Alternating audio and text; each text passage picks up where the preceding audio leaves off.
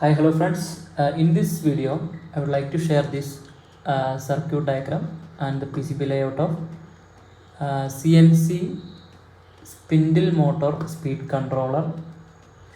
Actually, this board is working based on 555 IC timer IC. Here is the 555 timer IC and a motor speed controller. A MOSFET is here. IRFZ44. It is a N-channel MOSFET. So the supporting components are here. Some of the resistors and the diodes are here. The 10K potentiometer is used to control the speed of the spindle motor. Okay, here is the input voltage section. You can see that input voltage of 12 volt is given through this screw terminal. Then it reaches to the IC.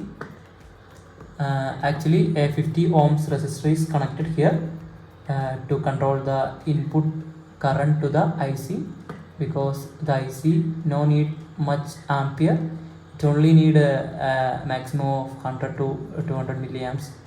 That is enough to work the 555 IC fine. And so the third pin is connected to the gate pin of this IRFZ44 to drive the MOSFET.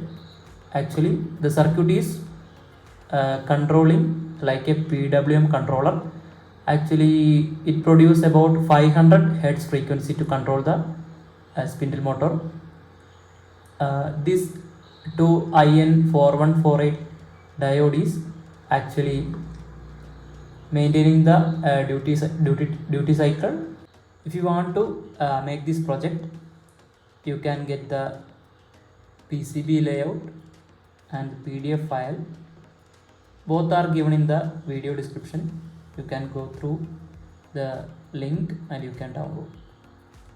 If you have any doubts related to this PCB, you can directly contact through the website, or you can comment on the comment box.